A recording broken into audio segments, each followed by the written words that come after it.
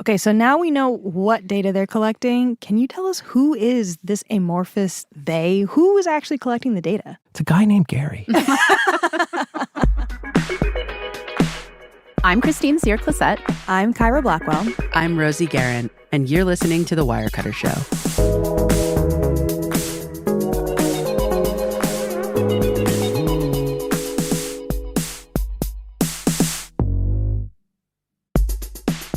Hi, friends. Hey there. Hi. So we are talking about data privacy on the show today, and I've actually been thinking and kind of worrying a lot about it recently, and maybe increasing since having kids. Okay, let me explain. I was in the car the other day, and my wife texted me, sent me a text message. And so being the good, safe driver I am, I had Siri play it. And my wife must have had the new Siri AI thing enabled, because not only did it transcribe the words she wanted to text to me, it started transcribing or describing the photo she sent, which happened to be of my two children. Uh-oh. And she's describing their features and their faces through I was like, cancel. She being the AI. She being Siri, yes. Was she accurate? Not really, but I assume they're learning, right? Yeah. And so that really gave me pause, and it started me thinking about the age we live in with these two polars. On the one hand, all we have been able to achieve from technology, from our lives being very connected. Mm-hmm. And on the other hand, relinquishing control of our data and therefore our privacy. Yeah. Yeah. I mean, it's happening around us all the time. I think we all kind of understand, or most of us understand, that when we're using things on the internet, we're kind of relinquishing a little bit of our information every time we do that. Yeah. We actually published recently a bunch of articles around data privacy and security. And one of them we're going to talk about today. We're going to bring on Jon Chase, who is our supervising editor of smart home coverage at Wirecutter. And his team did this pretty intense deep dive into looking at the data that these different devices are collecting about us. It's not surprising if you have a quote-unquote smart device, like a smart speaker, that it's collecting data on you. I know that some people choose not to get these devices because of that. But what this team found is that a lot of devices in our homes that we may not think of as smart devices are actually collecting quite a lot of data. And it's pretty up in the air about what's actually happening with this data. So good. I'm so glad that we gave up our freedoms for this convenience. Well, but like, what's the, it's tough, because what's the recourse? Going and living off the grid, which actually kind of sounds really nice. Learn how to farm. We're in this, I think. Yeah. Okay, so after the break, we're going to talk with Jon about which devices are spying on you, what they're looking for, and how to protect your data. Be right back.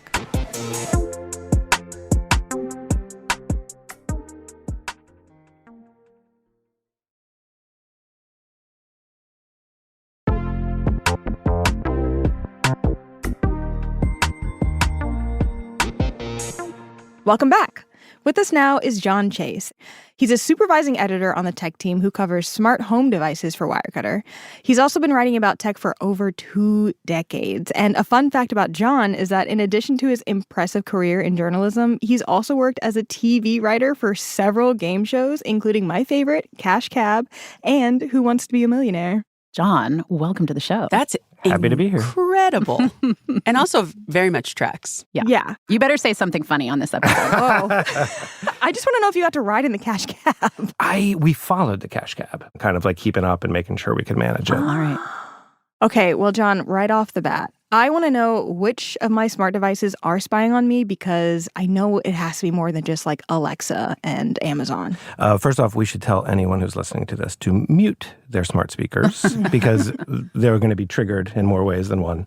I would say spy is a very charged term. Okay. You might just say they are paying attention, close attention.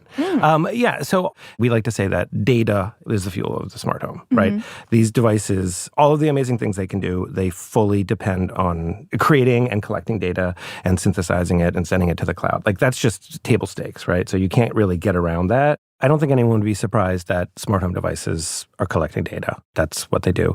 But I definitely think there's a few that we encountered that are doing a whole lot more than we suspected. Like smart TVs were pretty egregious. I often think of a smart home device as like a smart speaker, something that has smart in the title, a smart thermostat or something. But what are the devices we're really talking about in the home? So, yes, a lot of times there's devices that are just Wi-Fi connected, which aren't necessarily smart. We've always defined it as any device that has a control app, has the ability to be accessed remotely and connects to the internet. And usually we bias towards ones that can be controlled using a third-party platform, which many people are familiar with if you have like Google Home, Amazon Alexa, Apple Home.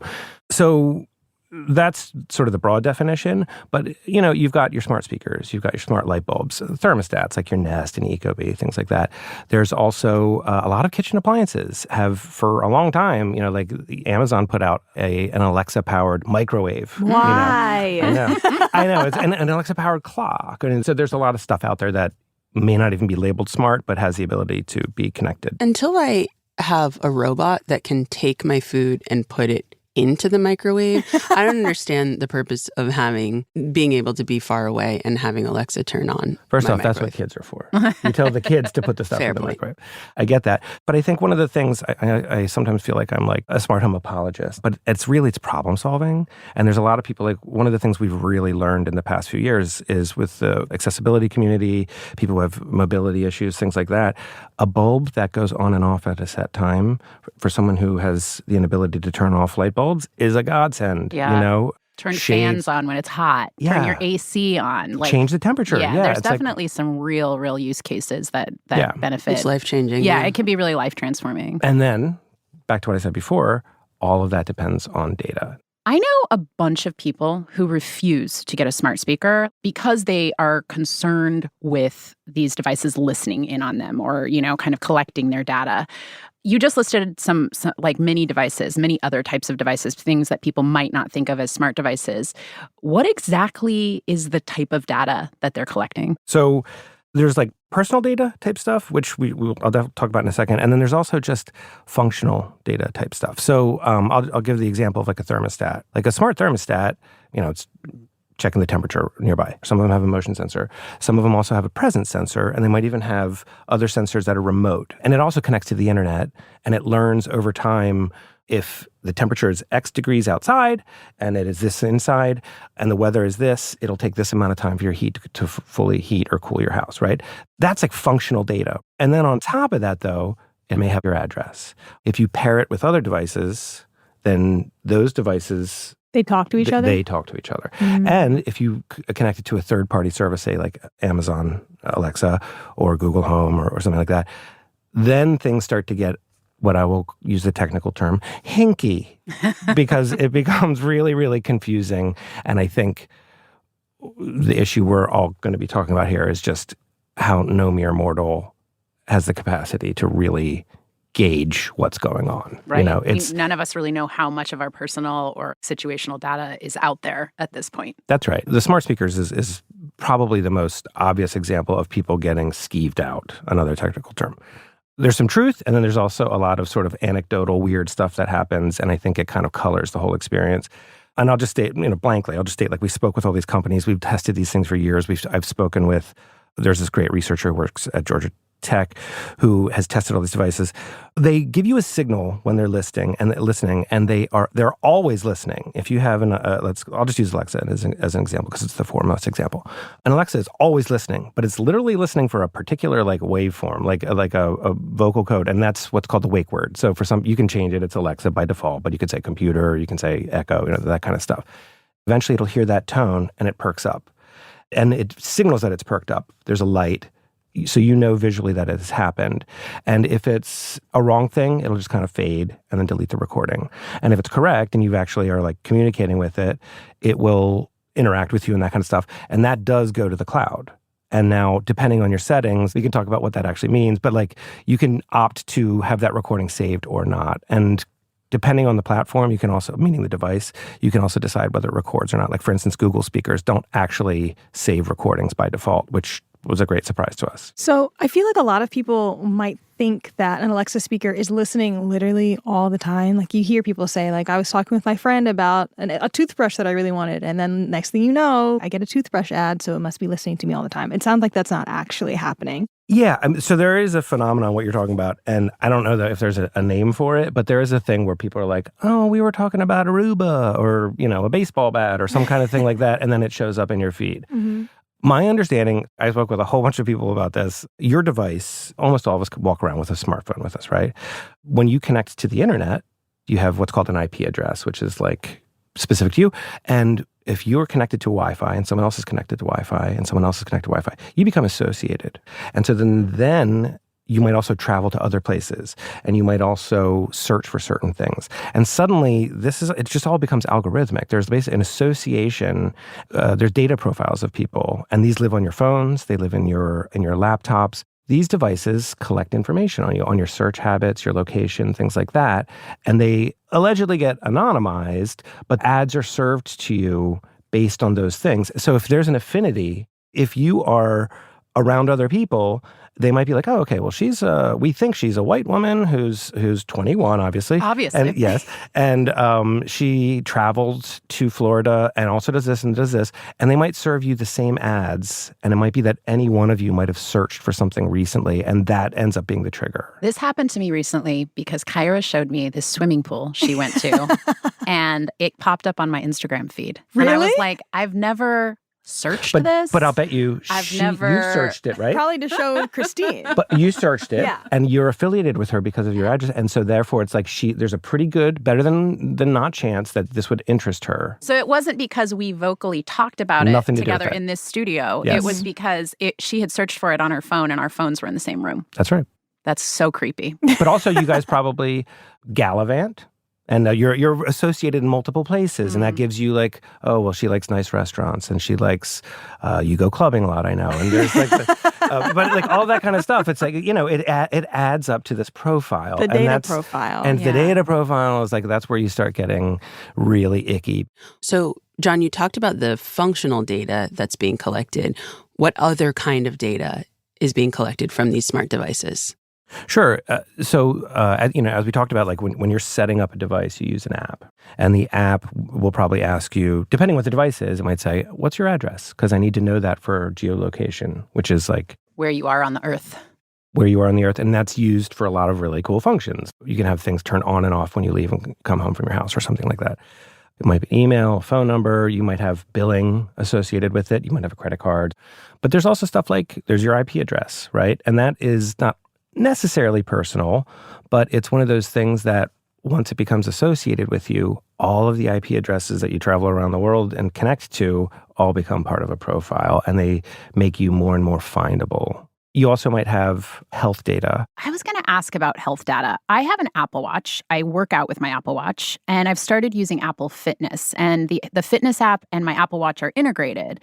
When you're using a device like that, presumably that data is going into your profile, like things like your weight and other metrics that are in there, right? Yes. I will say Apple has really good policies around that. But if you have a non-Apple thing like a headphone, right? Yeah, like I'm sometimes use my Soundcore headphones with my Apple Watch. Right. So there are no rules really around health data. So any app, like if you have a lot of headphones now have cardiac monitors and sleep monitors or all this kind of stuff, they actually can access your health data, and they have willy-nilly access to it. They can do whatever they want with it. But HIPAA is like, it doesn't protect people anywhere near as much as they think it does.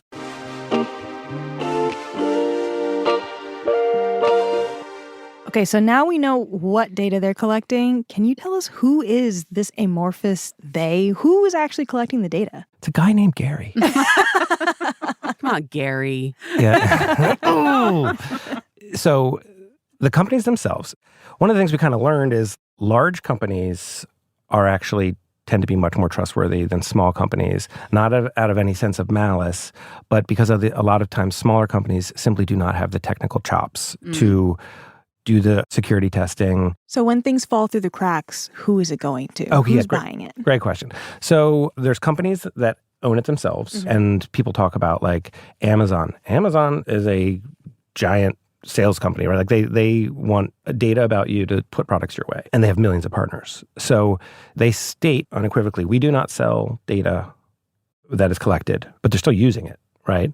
But also Google is an advertising company, right? Mm-hmm. So they also help make ads for other companies. And so, I spoke with someone who had been like a higher level product specialist about this stuff, and he was like, yeah, we don't give the data that we collect to those other companies, but they're putting your data to work, And then there's data brokers, which are these companies that they scour public records, probably work with credit card companies. Credit card companies monetize your data, right?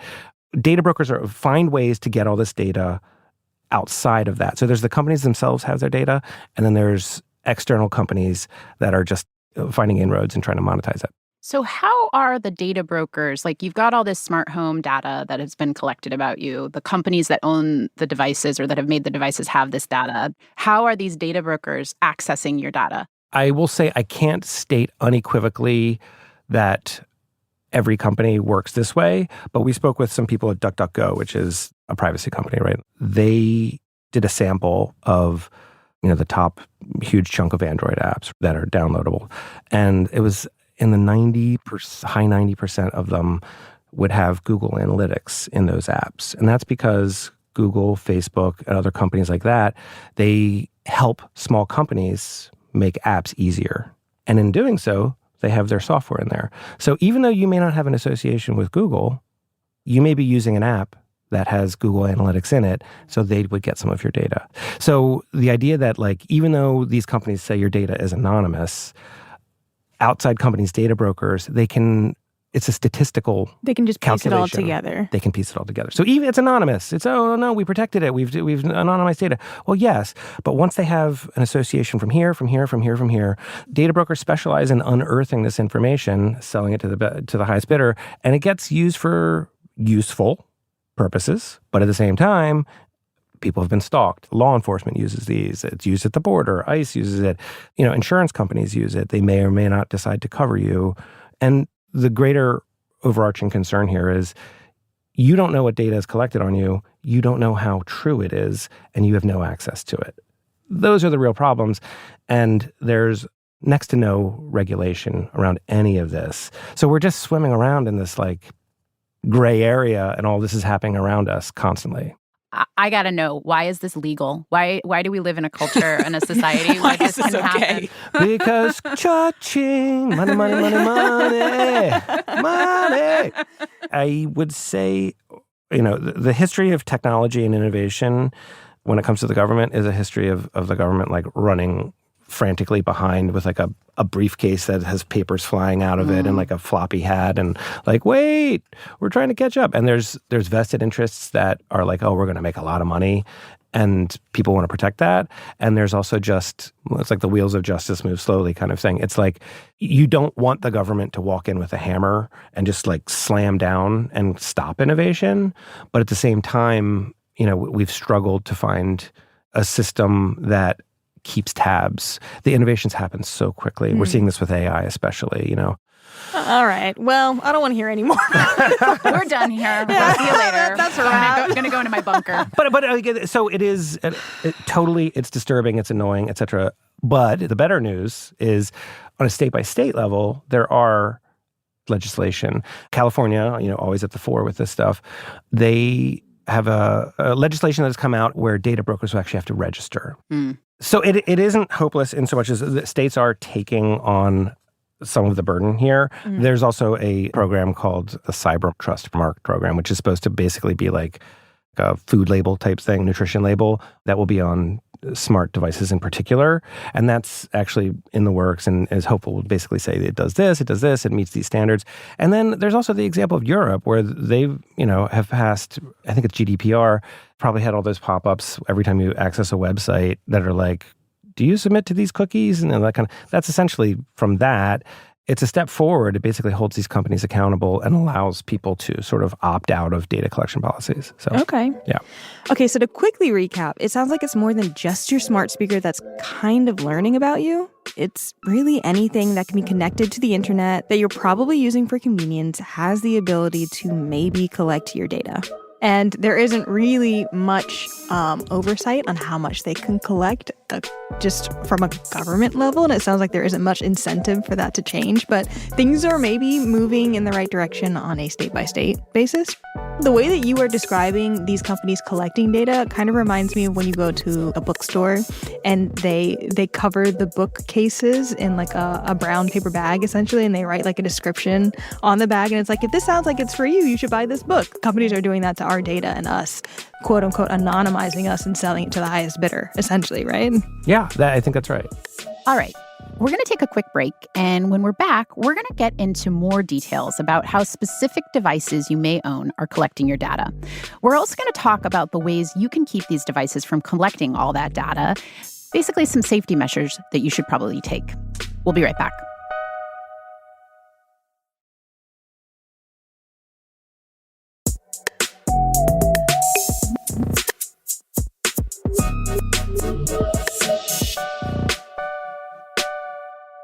Welcome back. Jon, in your article, you highlighted 3 main devices that, perhaps are the most culpable here: smart speakers, smart TVs, security cameras, which include video doorbells. Can you briefly explain how each of these devices is collecting your data? Let's start with smart speakers. Sure. Like with a smart speaker, all of them, there's a setup thing and it's related to an app. So you're incorporating these devices into like what we call a platform. It's essentially an app. And so they have like your basic stuff, your name, your home. They might have access to your contacts. They might have access to, depending on the device, might have access to your photos, right? Like if you have one that has a screen on it. If you sync them up with other devices, which is very common, may have access to whatever those devices are collecting, And then on top of that, with a smart speaker, you're talking to it, you're asking it questions, you are teaching it. You're teaching it, exactly. And honestly, that's about to get many magnitudes greater, because the current versions, I'll say, of, say, Alexa, they learn a little bit, but they don't actually learn in a meaningful way about you. For instance, the new version of Alexa Plus, it will be learning deeply about you. Like you can tell it things like, oh, hey, Alexa, I'm allergic to gluten. I hate Bob Seger, and I only drive Fords. It will internalize that, and whenever it's answering you or things like that, it will, in theory, use that in making suggestions. So because of AI, right? Because of AI. Yeah, it's generative AI or there's language learning models and all that kind of stuff. But it's basically, it's a different way of interacting with these things. They're actually learning. So that's kind of what's coming.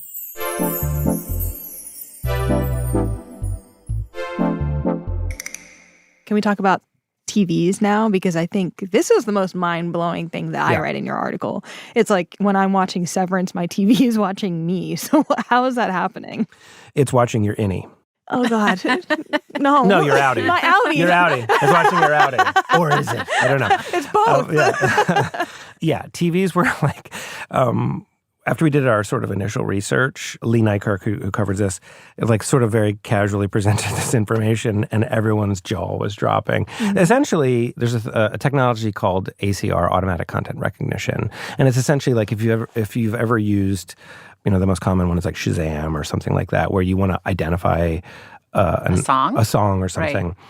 There's technology like that built into most every TV. We don't know of a TV that doesn't have it that's been made in the last few years. So it doesn't have to be labeled like a smart TV to have this? There's almost no such thing as smart TVs anymore, because they're all smart. Any TV that you're going to connect to the internet or anything like that, they almost certainly have automatic content recognition, ACR. What happens is you're watching TV.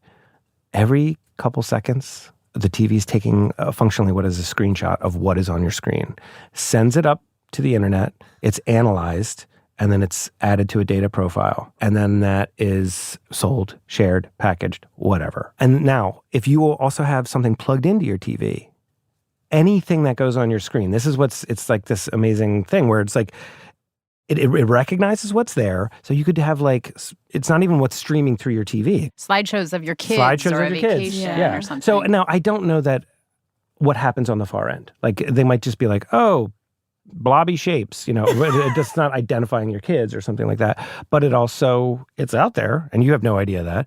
And so the crazy thing is you sort of opt into this almost certainly accidentally. Like if you buy a new TV and you hit yes, boom, one of those is almost certainly ACR. They might have a branded name for it. Also, if you use let's say your TV itself isn't connected to the internet, but you have a Google TV or Roku especially, or A Fire Stick. Those also have ACR. I will say Apple TV is the only company we found that of the large companies that does not have ACR built in. Well, they already have our phones, so like... They already have all of my data. What do you need? But if you have your TV is connected to the internet and you plug an Apple TV into it, anything you watch through your Apple TV, the TV is going to see it and the TV is going to send it all.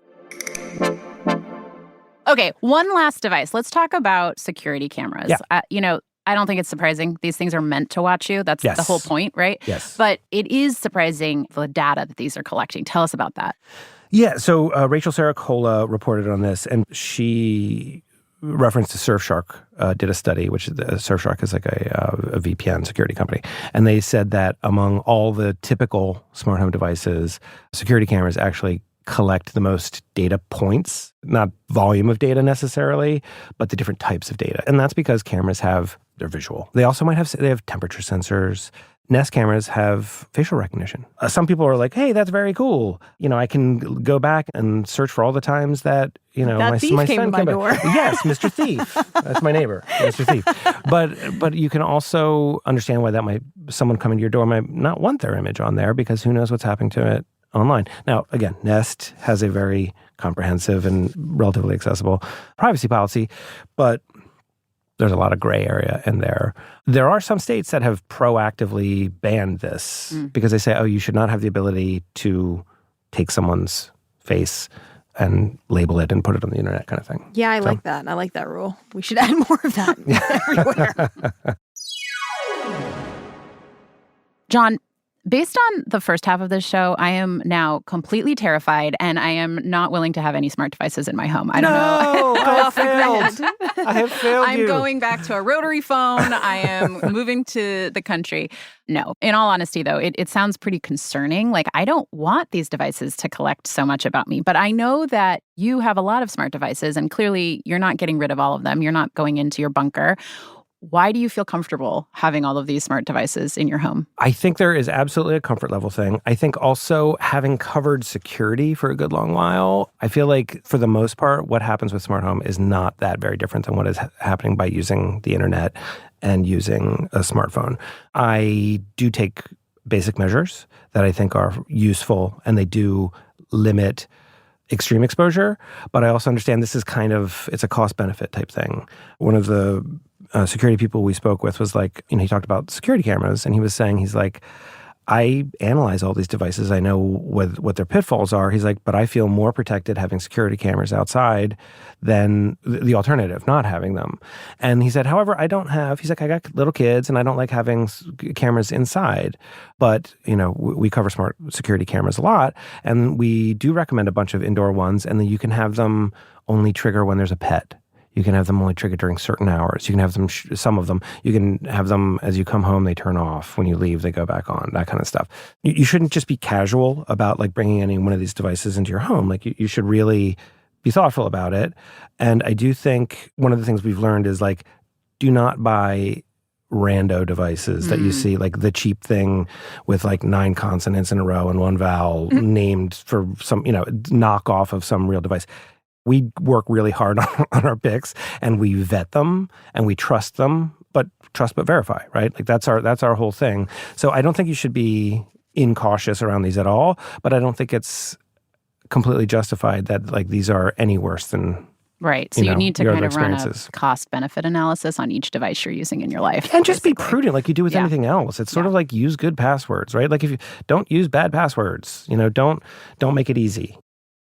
So let's talk a little bit about what people can do to protect their data. Let's break it down by the devices that we just talked about. So let's talk through the smart speakers, let's talk through the TVs, and let's talk through the cameras. What are the steps people can do? So, you interact with the smart speakers with your voice. And so if you're unhappy with your voice potentially being recorded and sent out there, you can go into any one of the control apps that are associated with the device. And you can actually just turn that off. You can, within the privacy settings, there's a way to do it. I'm not going to describe it for each one right now, but there's the ability to either limit recordings or stop them altogether, or you can go back and delete old ones, things like that. So that's really basic.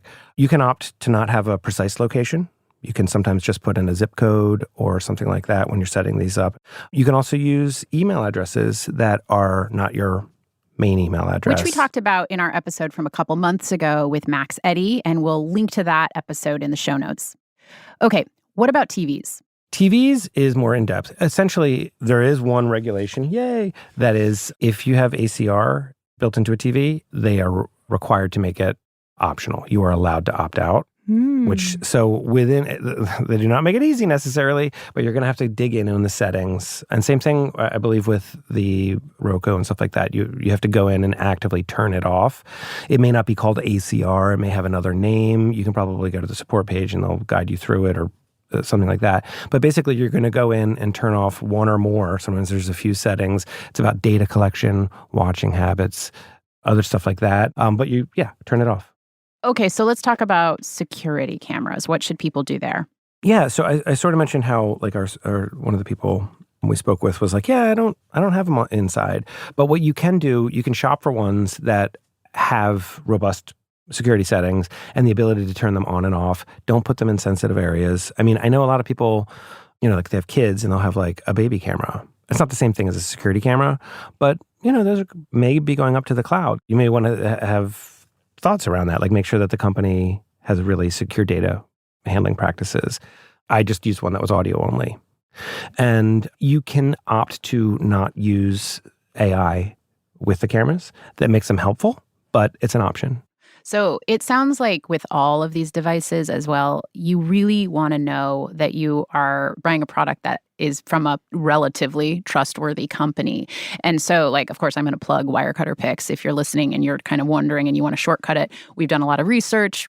But if you're going to go out into the wilderness and try to do this on your own, you need to do your homework and just really sort out whether the companies have good data privacy policies. Absolutely. And that's what we do, is we do your homework for you, and that's why these are especially important picks, because the stakes are so high.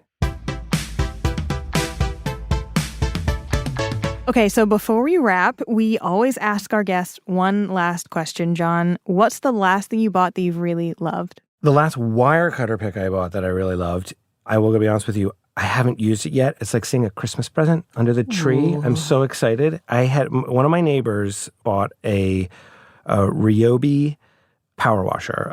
I'm going to give you the really eloquent name. There was a wind up to a power washer. I live big. Maybe you've heard of the Ryobi RY1419 MTV 1900 PSI electric pressure washer. Wow, that does sound like a Christmas present right there. Yeah, well... So I heard I was like, what is that horrible noise or whatever? Like, what has that been going on all day long? And then I borrowed it and it was like, I can't find enough uses for it. I mean, it's awesome. So yeah. I'm unreasonably excited to get home and open that thing up. Wow. John, I'm so happy for you. And I'm grateful that you have joined us today to talk about what has been undoubtedly harrowing, but also incredibly instructive. So thank you so, so much. It is my pleasure. Okay, are we all creeped out now by all of the data that everything is collecting about us? Terrified, thanks. Horrified, yeah. Thank you so much for checking in. Okay, well, what did you learn today? What are you taking away? I learned a lot. One of the things I'm taking away as soon as possible, Apple TVs are not opting into this automatic ACR. That's that feature that enables smart TVs to screenshot the TV and then send your data right up into the cloud. Mm-hmm. That makes me want to buy one, like today. Yeah. Another takeaway is to just generally speaking, keep an eye out on AI advances across all of these smart devices and just being more vigilant. Yeah, that's part of my takeaway too. I definitely need to be more diligent about opting out of things. When you download an app, don't let it just take all your data immediately. Also, y'all will never catch me with a smart speaker ever. I think I'm just not going to risk it. How about you, Christine? Yeah, I think I now understand why I am getting served certain ads when I didn't Google something. So now I'm understanding a little bit more about how I'm in a network with all of you, and then you're in a network probably with people I know. So just the web, the matrix, basically. Mm-hmm. And like Rosie, I think I'm going to switch my streaming stick. I have a Roku streaming stick. The first thing I'm going to do when I get home is turn the ACR off. And then, I'm considering an Apple TV now. If I'm in the system, I'm in the Apple system. They already have my info, so might I'll as well. look online for a promo code, 2 for 1. Thank you. My absolute pleasure. And if you want to find out more about Wirecutter's coverage, or if you want to check out any of the products Jon recommended today, you can check out our website. You can find a link in our show notes. That's it for us. Have a good week. Bye. Bye. The Wirecutter Show is executive produced by me, Rosie Guerin, and produced by Abigail Keel. Engineering support from Maddie Mazziello and Nick Pittman. Today's episode was mixed by Katherine Anderson. Original music by Dan Powell, Marian Lozano, Alicia Baitup, and Diane Wong.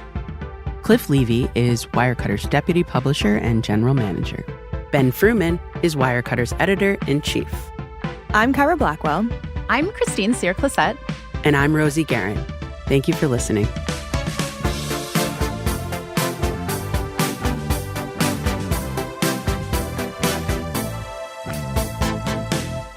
By the way, Why is this legal? sleep, This is just crazy. sleep well tonight, my children.